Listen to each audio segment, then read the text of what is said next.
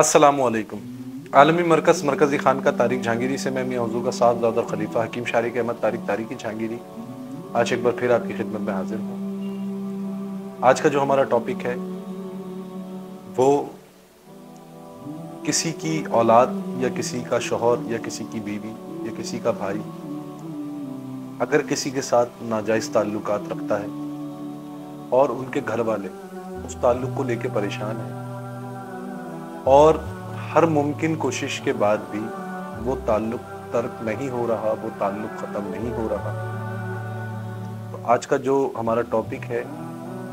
कुछ अहबाब ने हमसे इसके हवाले से मैसेजेस किए कि भाई इसके ऊपर एक प्रोग्राम किया जाए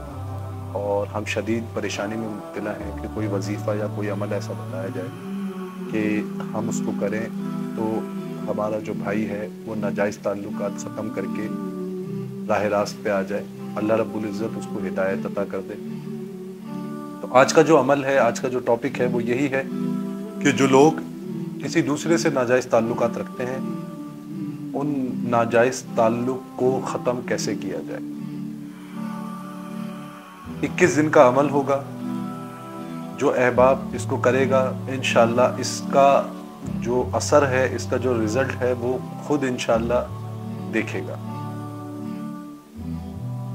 अमल बहुत आसान है कि अगर किसी का कोई प्यारा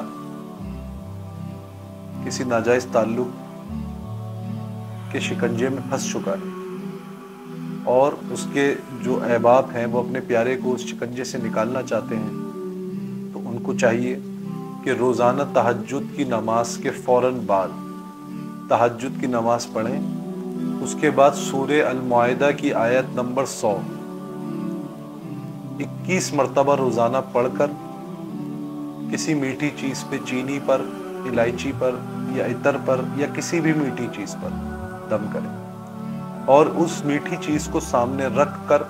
अल्लाह रब्बुल इज़्ज़त से दुआ करें और जो भी आपकी नीयत है वो नीयत आप अपने दिल में रखिएगा जब इस अमल को पढ़ें और दम करें।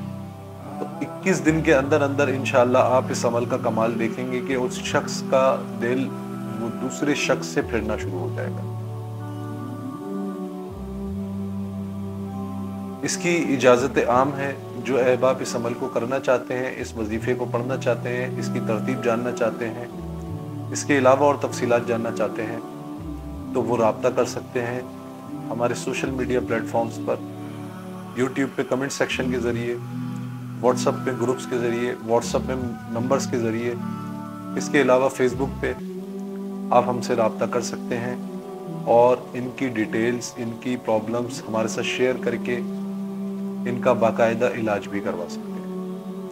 अपनी दुआओं में मुझे याद रखें। जज़ाकल्लाहु खैरा। अस्सलामु अलैकुम व रहमतुल्लाह।